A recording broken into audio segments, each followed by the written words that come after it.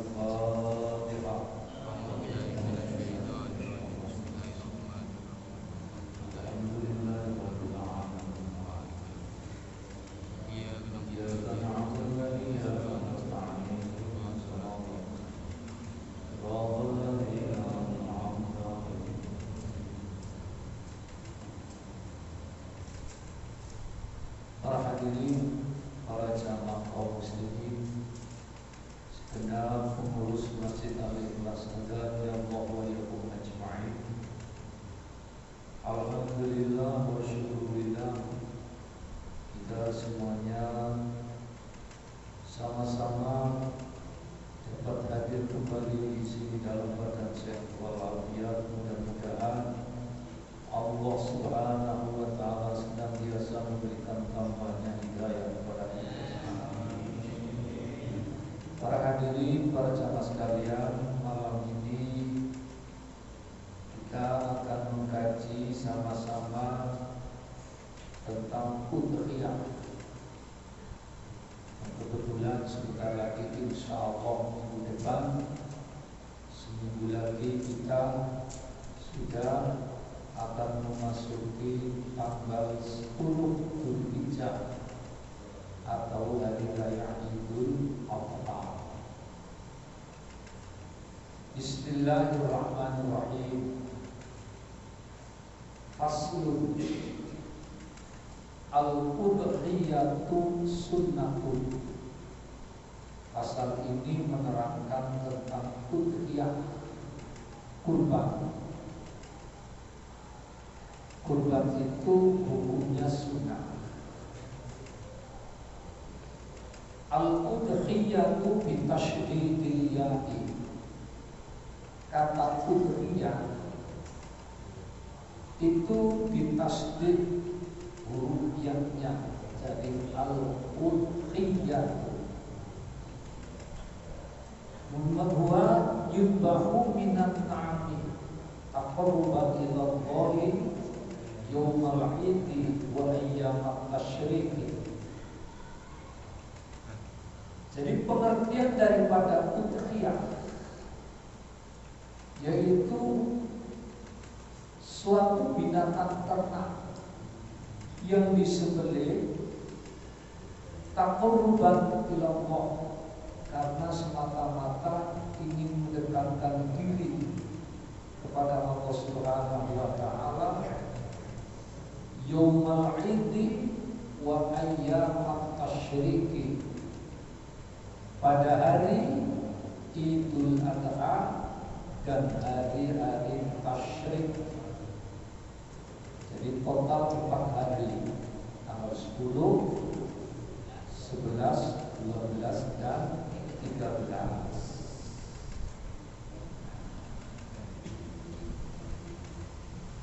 Wal aslu fiha, qoblal ijma'i. Ya. Asal mula udhiyah ini sebelum adanya ijma' kesepakatan, yaitu yang menjadi alasan, yang menjadi dasar utama adalah firman Allah Subhanahu wa taala yang berbunyi wal budna ja'alnaha lakum min sya'airillah.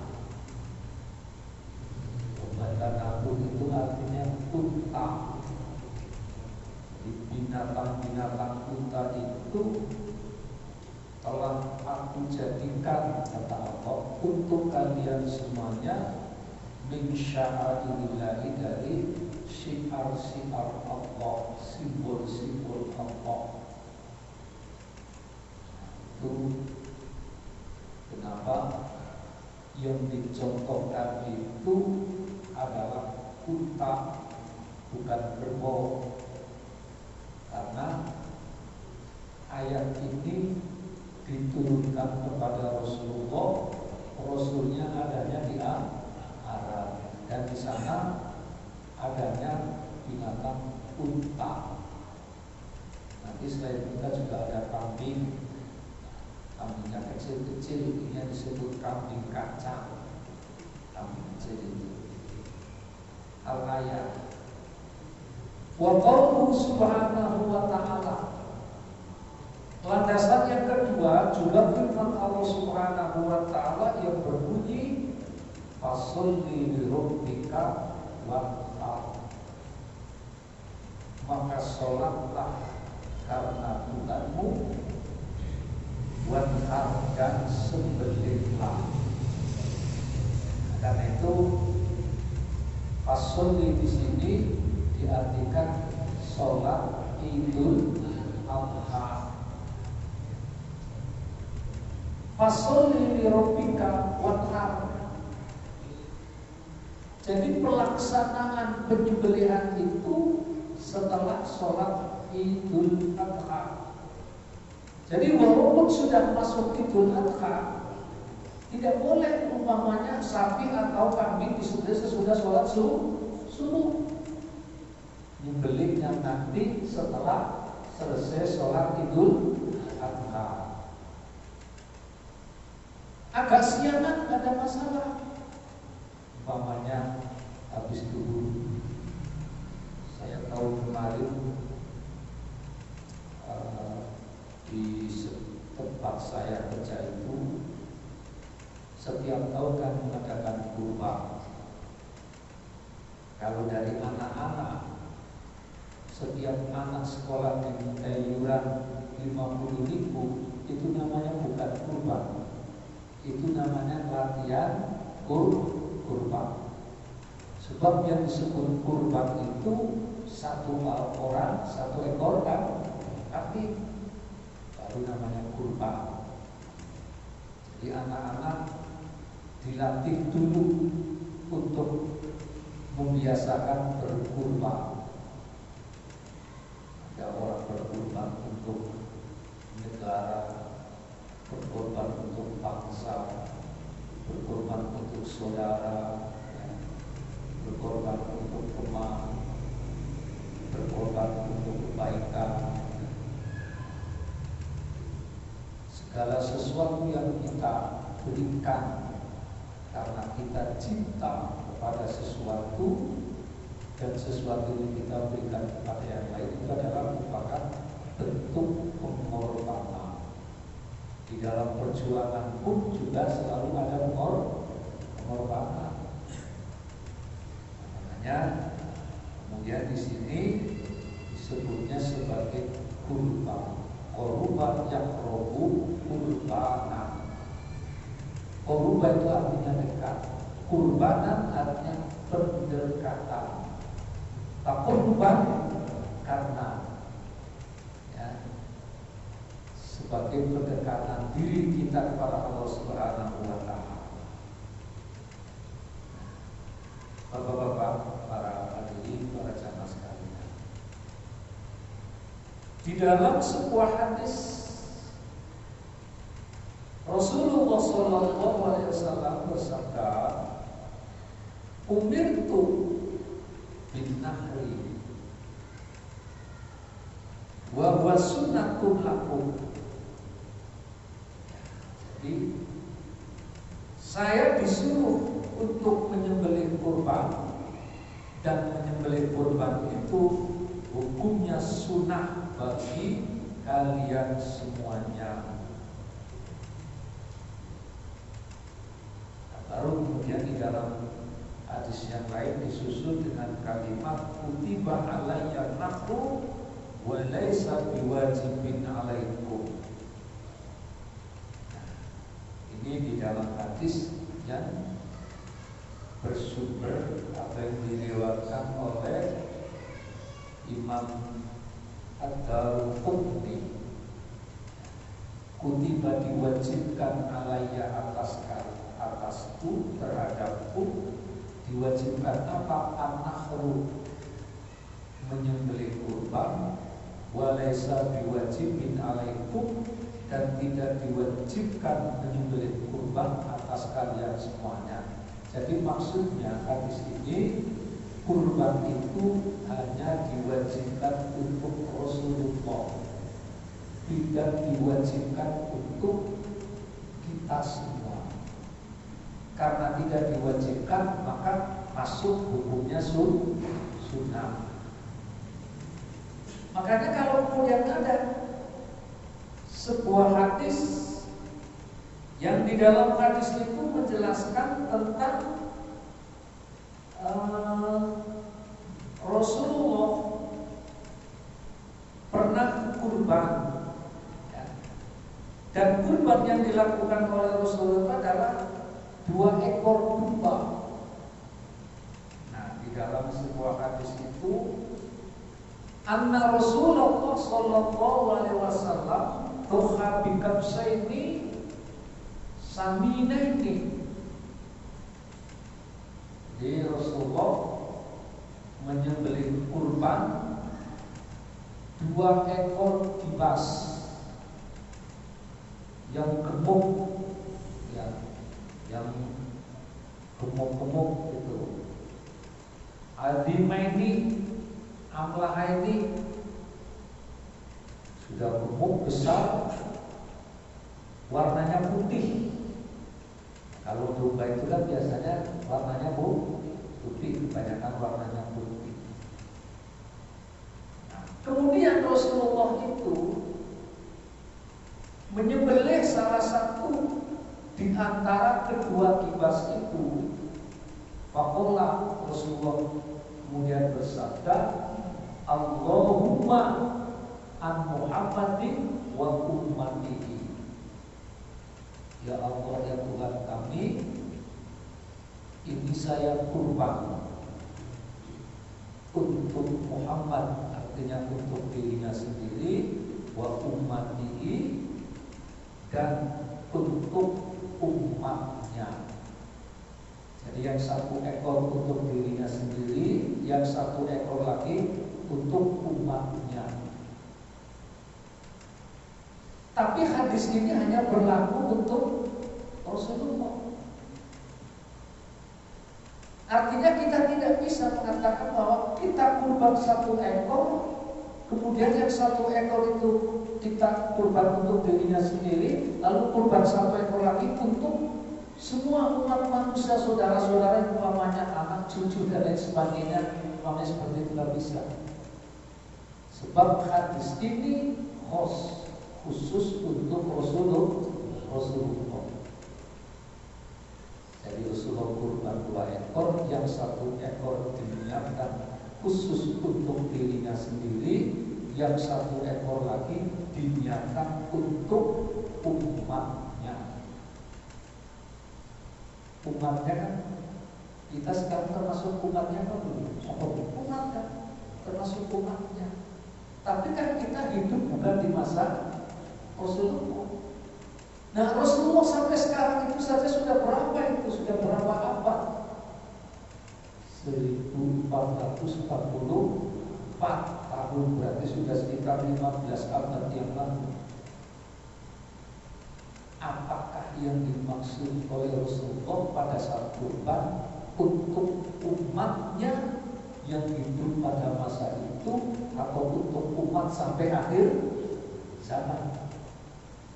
Kalau untuk umat sampai akhir zaman, ya sampai anak kami, sampai cucu kami, sampai nanti cincin sampai dengan ila yaumil qiyamah. Nah, kemudian diartikan bahwa kurban yang dilakukan oleh Rasulullah yang satu ekor itu adalah untuk umat Rasulullah yang hidup pada saat itu. Pada saat Rasulullah melakukan pengorbanan 2 ekor kibas tadi. Ya, jadi kutiba alayya an-nahru wa laysa biwajibin alaikum. Wa fi sahih Muslim min hadis Ummi Salamah. Jadi kutiba itu artinya buridho, diwajibkan atas saya, atas diri saya, yaitu Rasulullah, menyembelih kurban, dan tidak diwajibkan untuk kalian semuanya sebagai umat. Artinya kan kalau diwajibkan kemudian tidak dikerjakan, maka itu akan menjadi sebuah dosa. Nah, bagi orang yang diberikan keluasan rezeki oleh Allah, hendaklah melakukan kurban. Jadi bisa dilakukan setiap tahun. Tahun ini kurban, tahun depan kurban, tahun banyak kurban kambing.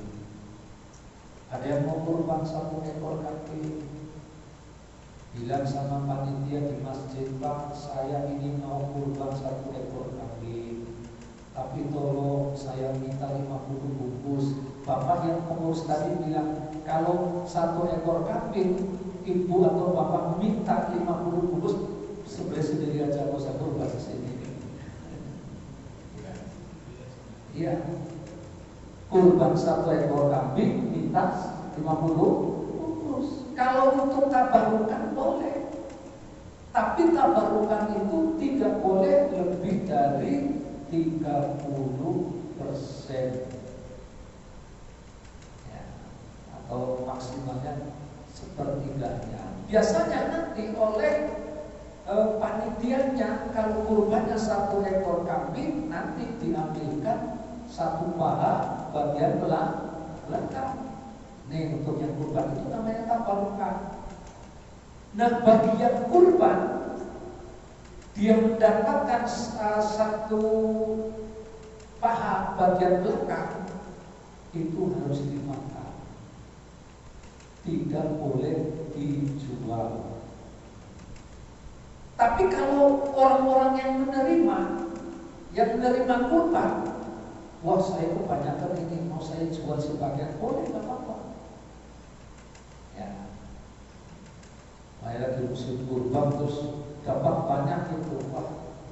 Atau dapat daging tapi dia nggak suka daging, di keluarganya nggak ada yang suka daging, hanya dijual ke tukang bakso bapaknya, ya boleh seperti itu. Yang tidak boleh makan daging kurban adalah orang yang kurban karena nazar. Saya kalau gol masalah ini, maka saya nazar akan kurban. Atau orang dicoba oleh sakit menaun, sampai-sampai keceplosan, sampai-sampai nazar, ya Allah, kalau penyakit saya sembuh nanti bulan Dzulhijjah saya mau kurban 1 ekor kambing. Itu namanya nazar. Nah, kalau nazar hukumnya jadi wajib. Ketika orang itu nazar dan ini sudah menjadi sebuah kewajiban, maka yang kurban tadi tidak boleh makan dagingnya walaupun sedikit. Yang paling nanti bisa-bisanya panitia karena mungkin di sini banyak, bukan cuma 1 ekor kambing. Saya tahu Bapak kurbannya kurban nakar, nggak boleh makan daging daripada kambing yang Bapak kurbankan. Tapi karena di sini yang kurban banyak, ini saya kasih daging dari kurbannya orang lain, boleh seperti itu. Jadi bukan makan daging dari kurbannya sendiri. Kalau dari kurbannya sendiri itu haram, sebab dia nazar. Jadi kalau sudah nazar itu hukumnya sama dengan wajib. Makanya tidak boleh orang bernazar yang dinazarkan itu sesuatu yang wajib. Ya Allah, saya sakit sudah cukup lama,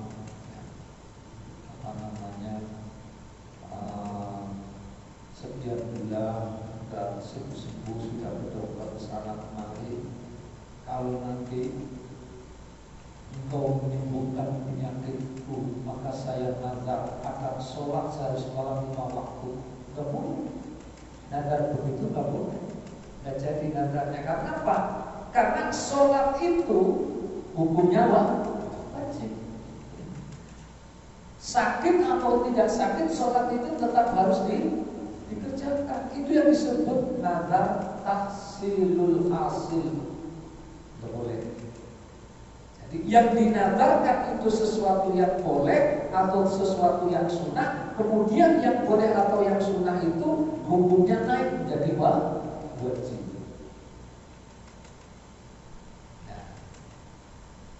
Wa fi sahih Muslimin min hadisi Ummi Salamah radhiyallahu anha annahu alaihi salatu wassalam qala.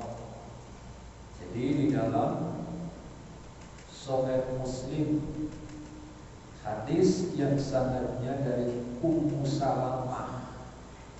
Ummu Salamah itu salah satu istri daripada Rasulullah sallallahu alaihi wasallam. Jadi istrinya banyak, ada Mariatul Qibtiyah, ada Ummu Salamah, istri yang pertama Khadijah, ada juga Aisyah.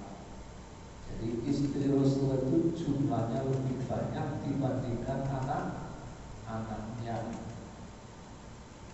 Tapi anak-anak Rasulullah itu semuanya meninggal dunia sebelum punya anak, kecuali anak perempuannya yang bernama Fatimah. Anak laki-laki yang bernama Ibrahim itu juga meninggal dunia. Ya. Kemudian dari Fatimah atas pernikahannya dengan Ali bin Abi Thalib dikaruniai 2 anak, namanya Hasan dan Husain. Hasan dan Husain meninggalnya tragis. Yang satu dipenggal kepalanya, yang satu diracun di Madinah. Itu cucu Rasulullah. Tapi Rasulullah itu sudah tahu isyarat seperti itu. Suatu saat Rasulullah mengambil kerikil batu-batu kecil itu dari padang Karbala. Lalu batu-batu kerikil itu dimasukkan di dalam botol. Botolnya dikasih air bening putih, air bening itu. Ternyata airnya berubah menjadi merah warnanya. Nah, Rasul tahu isyarat bahwa akan terjadi sebuah tragedi yang menimpa terhadap cucunya yang nantinya meninggalnya bakalan dibungkam. Jadi Rasul tahu. Rasulullah sedih. Walaupun belum ada kejadian, Rasulullah sedih, tetapi Rasulullah juga menerima bahwa itu merupakan takdir dari Allah Subhanahu wa Ta'ala. Jadi kalau sudah terjadi namanya takdir, kalau belum terjadi namanya qada. Foto itu ketentuan Allah di zaman azali, itu namanya foto. Setelah terjadi namanya takdir. Itu bapak-bapak, para hadirin, para jamaah sekalian. Jadi ini Ummu Salamah yang punya tanah di Madinah. Kemudian tanahnya itu diwakafkan untuk membangun masjid. Masjidnya sekarang dinamakan Masjid Qiblatain. Itu tanahnya Ummu Salamah. Nah, hadis yang bersumber dari Ummu Salamah ini berbunyi, "Idza ra'aitum hilalan dzil hijjati wa arada ahadukum ayyudkha falyumsik an sahrihi wa dhfarihi." Jika kalian semuanya melihat hilal Dzulhijjah, berarti tanggal 1. Ini sudah tanggal berapa? Dzulhijjah ini sudah lewat tanggal berapa? Tidak berapa. Ya, jadi kalau kalian semuanya melihat hilal Dzulhijjah wa arada ahadukum, dan salah satu di antara kalian menginginkan, menghendaki ayyudhha, untuk melakukan pengorbanan, untuk kurban, yumsik, maka hendaklah salah satu di antara kalian menahan diri ansahrihi, dari rambutnya, wadfarihi, dan dari kukunya. Maksudnya apa menahan diri? Dari rambutnya dan dari kukunya. Kalau memang orang itu sudah niat untuk berkurban di bulan Dzulhijjah, sebelum masuk bulan Dzulhijjah, siap-siap pada saat masuk tanggal 1 Dzulhijjah, jangan memotong rambut dan jangan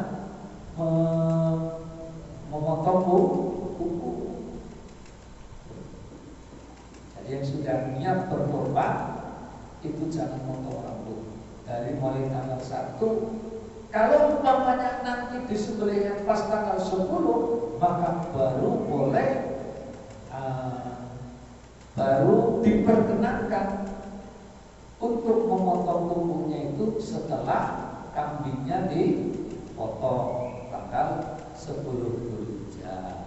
Ini hadis sahih yang diriwayatkan oleh Imam Bukhari.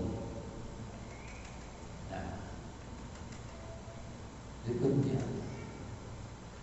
wa yujzimu biha jaza'u minat tu'ni, dan di dalam kurban itu bisa mencukupi al-jaza'u minat tu'ni, yaitu biri-biri atau domba yang umur 1 tahun. Jadi domba yang umur 1 tahun tapi masuk tahun kedua, berarti umur 13 bulan, masuk di bulan yang ke-13. Itu istilahnya jada'ah minan tumuni, domba atau biri-biri. Wasaniu minan nasi, boleh juga orang yang berkurban kalau tidak menggunakan domba atau biri-biri, yaitu kambing yang umur 2 tahun memasuki tahun yang ketiga. Berarti umur berapa? 25 bulan. Masuk di 25 bulan. Itu kalau kambing. Nah, kalau dulu saya sering orang mengatakan kambingnya sudah kupak. Atau kupak itu maksudnya ganti apa itu? Ganti gigi ya. Poel ya, sebutannya itu poel. Nah, kalau di dalam fikih ini, ya standarnya itu adalah 1 tahun, masuk tahun kedua untuk domba. Kalau untuk kambing 2 tahun, masuk tahun ketiga. ganiyu minal mansi wal ibili, unta wal bakori dan sapi. Jadi yang dipakai untuk korban itu adalah binatang-binatang yang disebut di sini. Wa tujzibul badanatu an sab'atin, dan mencukupi unta itu mencukupi untuk 7 orang. Nah, kalau unta itu yang umur 5 tahun, 4 tahun masuk 5 tahun. Jadi umur 5 tahun. Wal baqaratu an sab'atin, sapi juga untuk 7 orang. Kalau sapi ini yang umur 2 tahun masuk ketiga, berarti 25 bulan. Kalau sapi, 1 ekor sapi untuk 7 orang. Ada yang tanya, bagaimana Pak Ustaz? Bisa enggak 1 ekor sapi untuk 8 orang? Gitu. Maka dijawabnya begini, ya, supaya orang tersebut jangan tidak boleh. Tapi dijawabnya kan 1 ekor sapi kan untuk 7 orang. Jadi karena ini 8 orang, maka 1 ekor sapi ditambah 1 orang, 1 orangnya itu supaya bisa naik ke sapi itu pakai anjing-anjing. Anjing-anjingnya apa? 1 ekor kambing. Itu. Ya.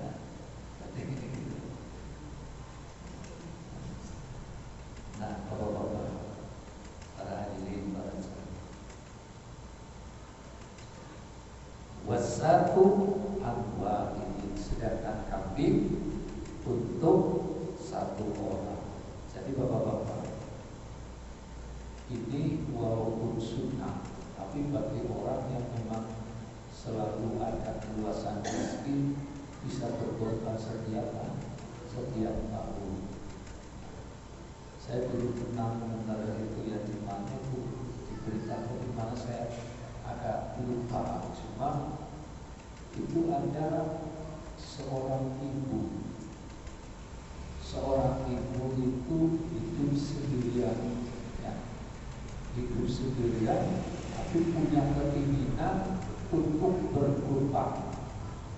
Nah, sementara dia itu bukan orang yang punya penghasilan yang cukup, tapi dengan keinginannya yang luar biasa itu dia nabung sedikit, akhirnya 5 tahun dia nabung baru bisa kurban. Dan ketika dia bisa kurban, dia senangnya luar biasa. Ini orang miskin, orang yang punya keinginan untuk berkorban luar biasa. Makanya minimal kalau kita tidak bisa 1 tahun, yang minimal seumur hidup sekali. Jangan sampai tidak kurban sama sekali. Nah, kalau umpamanya tidak bisa berkurban, maka kita menggunakan sebuah kaidah yang berbunyi, ketika kita tidak berbuat seluruhnya, jangan kemudian kita tinggal seluruhnya. Artinya, kalau kembali kepada firman Allah, la yukallifullahu nafsan illa wus'aha. Allah tidak pernah memaksakan apanya kecuali sesuai dengan kemampuannya. Mampunya apa? Dan gitu. Apa yang bisa kita berikan? Ya. Sebagai pertolongan, menolong orang lain, memberi kepada orang lain, menyenangkan orang lain, sampai senyum pun kepada orang lain, itu juga sudah termasuk sedekah. Tabassumuka atau wajhika sedekah. Ketika berjumpa, bertemu dengan saudara, dengan famili, dengan teman, tersenyum, maka itu sedekah. Senyum yang tentunya membuat orang itu merasa senang. Sebab tidak semua senyum itu mempunyai arti senang. Ada senyum sinis. Itu, nah ya.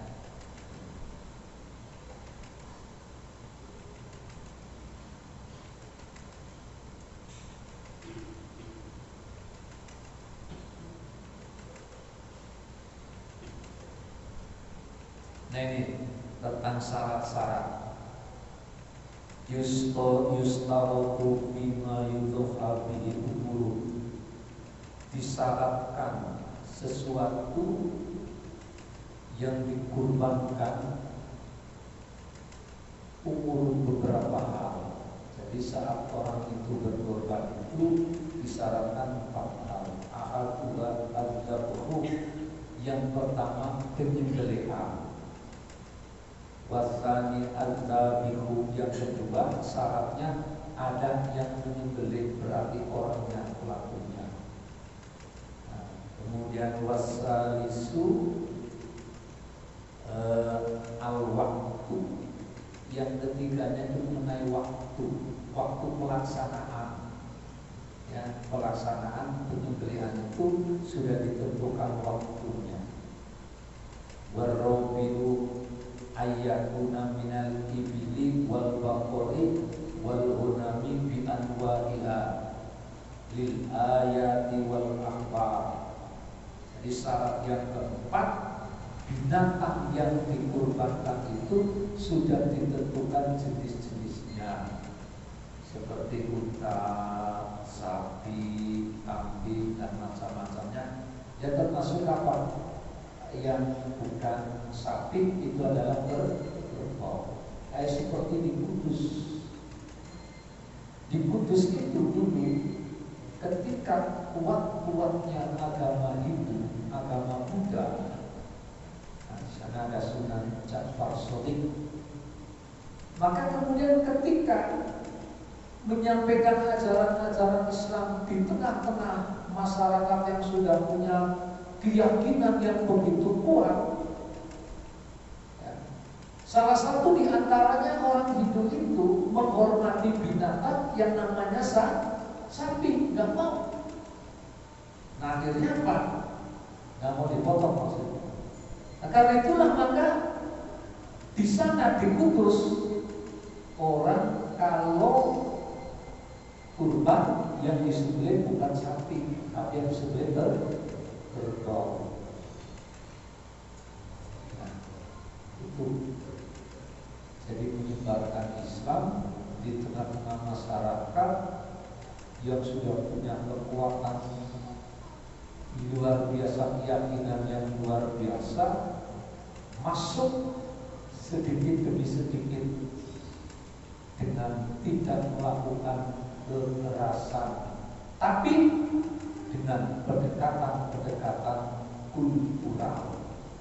Sampai pada akhirnya di Indonesia ini yang dulu namanya Nusantara, kerajaan-kerajaan besar, ya, Hindu Buddha semuanya runtuh, tidak dengan kekerasan, runtuh dengan sendirinya ketika ada salah seorang raja yang anaknya masuk Islam. Akhirnya lama-lama bapaknya juga ikut. Karena apa? Karena Islam diajarkan dengan penuh kasih sayang dan kelembutan.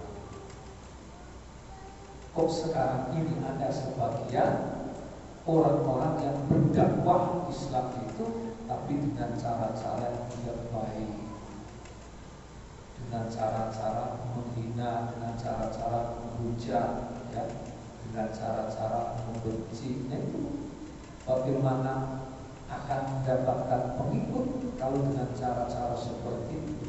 Ikutilah cara Rasulullah dan kelembutan di dalam berdakwah itu.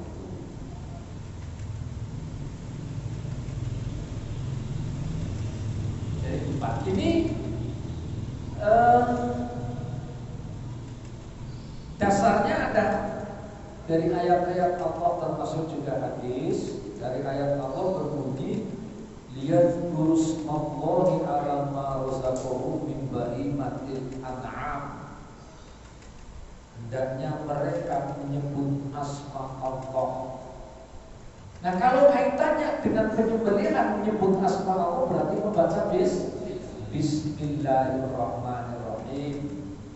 Nah, alama razaqahum terhadap apa yang telah Allah rizkikan kepada mereka, bentuknya mimbahi matil an'am, yaitu dari binatang ternak. Maka saat binatang ternak itu disembelih, dikurbankan, membaca Bismillahirrahmanirrahim.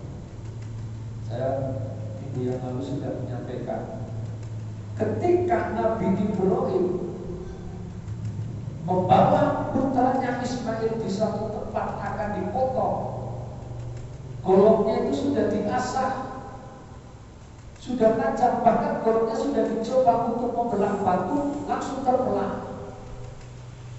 Begitu dibawa ke satu tempat penyembelihan, istrinya juga ikut. Namanya siapa istri? Ajar-ajarnya juga ikut. Anaknya Ismail itu pesan kepada bapaknya, bapak, biar rasa nggak enak, tutupi saja pakai baju, mukanya disuruh ditutup. Pada saat ditutup mukanya, itu pisau golok itu sudah diletakkan di atas lehernya, tapi Nabi Ibrahim tidak melihatnya, nggak tega seolah begitu. Ternyata nggak mempan. Jadi siapa yang membuat itu pisau tidak mempan itu? Allah. Sama seperti halnya saat Nabi Ibrahim dimasukkan di dalam satu tempat, dikasih kasih kayu, ya, terus kayunya disiram bensin, dibakar sampai jadi debu. Ternyata Nabi Ibrahim masih utuh, tidak terbakar. Allah berfirman, ya naru kuni bardan wa salaman Ibrahim. Api jadilah dingin dan selamatkan Nabi Ibrahim. Nabi Ibrahim tidak sedikit pun tergores badannya. Nah, siapa yang menyelamatkan? Itu adalah Allah Subhanahu wa Ta'ala. Jadi kalau begitu, api itu dingin apa panas? Kalau hukum alam, api dingin apa panas? Hukum alam itu namanya api panas. Air, hukum alam air itu selalu mencari tempat yang paling rendah, itu air seperti itu. Tapi ketika yang berbicara seperti itu Allah, karena air milik Allah, api milik Allah, maka ketika Allah berfirman api dinginlah kamu, jadi dingin. Nah kalau begitu bagi Allah itu api dingin apa panas? Netral. Gak panas, gak dingin, tergantung kemauan Allah. Tapi bagi manusia api itu selalu panas. Orang yang dekat dengan Allah lepas dari hukum alam yang mestinya api itu panas menjadi dingin karena Nabi Ibrahim selamat. Nabi Ibrahim bersama putranya Ismail, ya, gak mempan. Itu iblis datang menggodanya itu. Ibrahim digoda, disuruh membatalkan. Akhirnya Ibrahim mengambil batu lempar. Istrinya digoda, menimpa itu dilempar. Ismail juga begitu digoda, dilempar. Setelah golok itu sudah tidak mempan, malaikat Jibril turun situ, bawa satu ekor domba. Nah, satu ekor domba yang dibawa oleh malaikat Jibril itu adalah dombanya Habil yang pernah dikorbankan oleh Habil sebagai penggantinya. Lalu kemudian saat turun, malaikat Jibril langsung membaca Allahu Akbar, Allahu Akbar. Dijawab oleh Nabi Ibrahim, la ilaha illallah wallahu akbar. Dilanjutkan oleh Nabi Ismail, Allahu akbar walillahil hamd. Itu sembelih. Yang disembelih adalah domba, bukan manusia. Ujian Nabi Ibrahim itu tulus. Artinya apa? Kecintaan beliau kepada Allah melebihi kecintaan segala-galanya.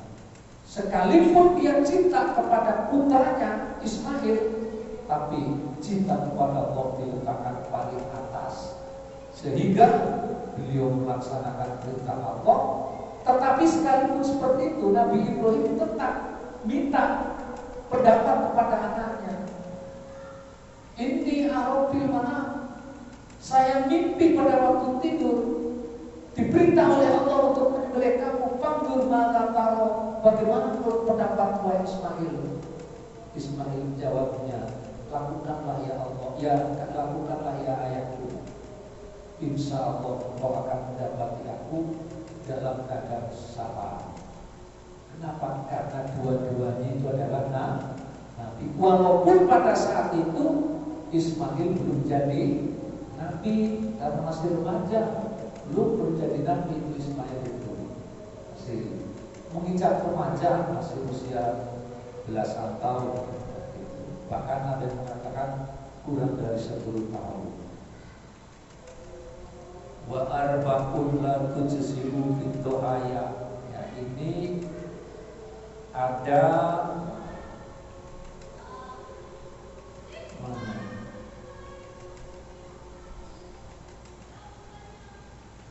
ya, wa arba'un la tujzi'u fid du'aya. Ada 4 jenis binatang yang tidak mencukupi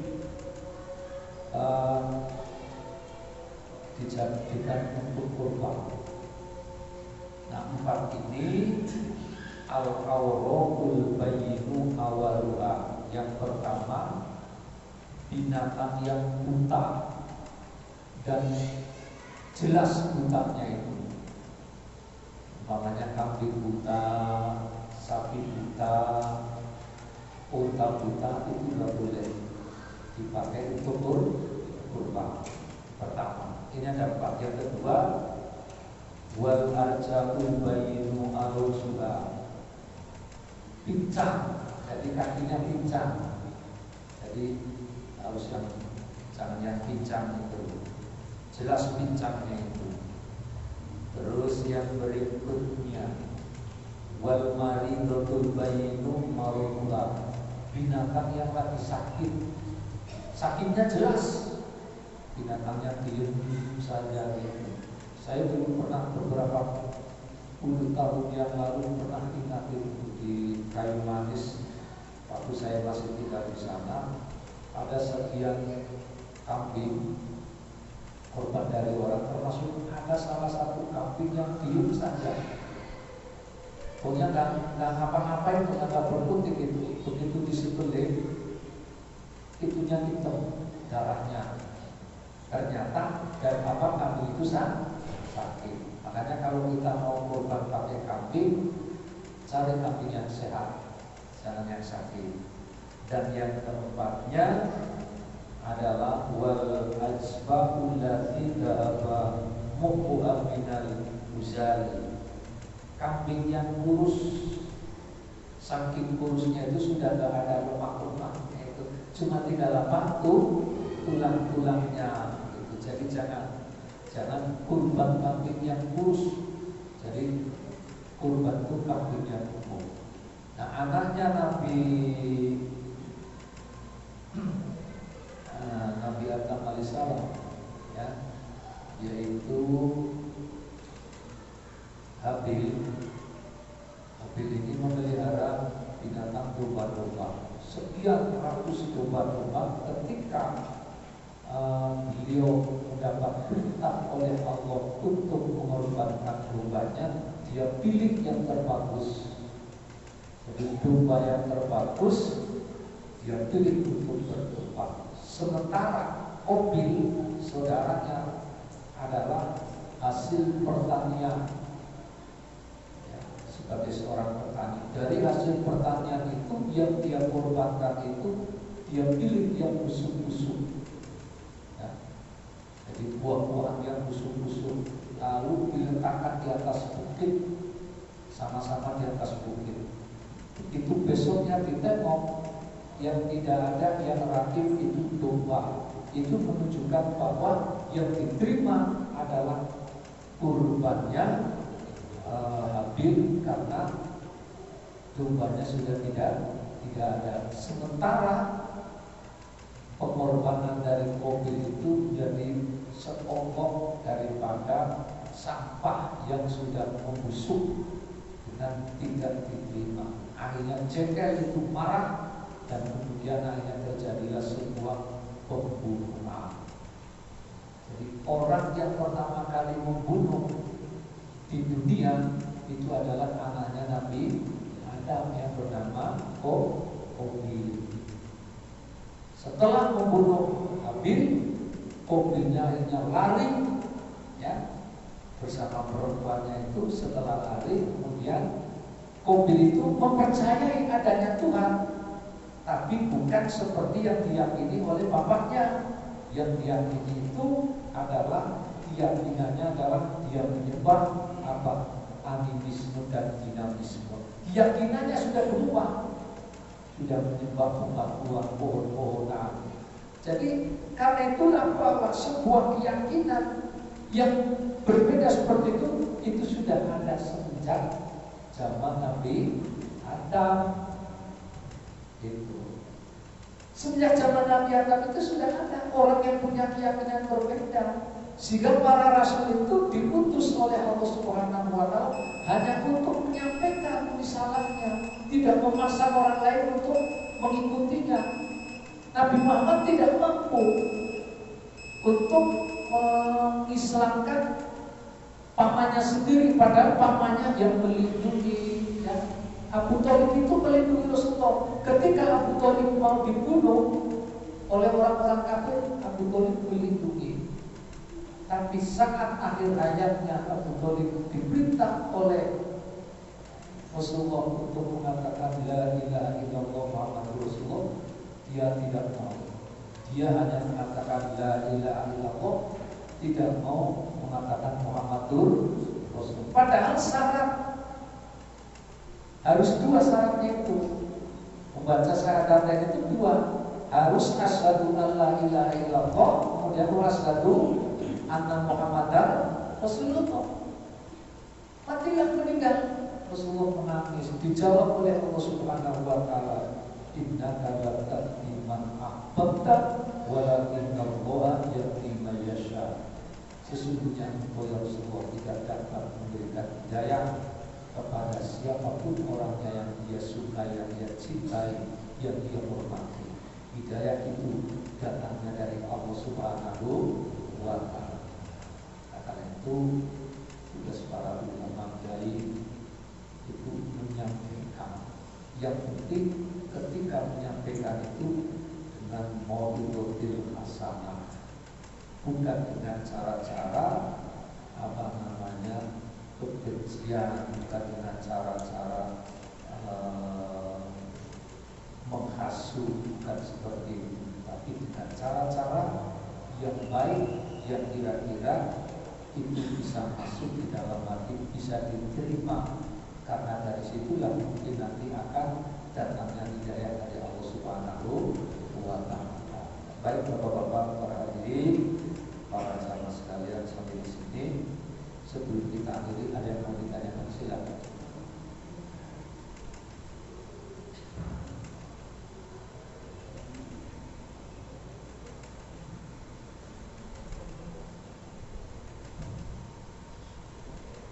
Baik, ada?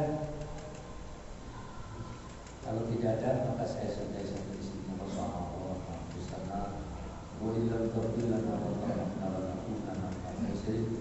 Allahumma zidna ilman wa warzuqna fahman wa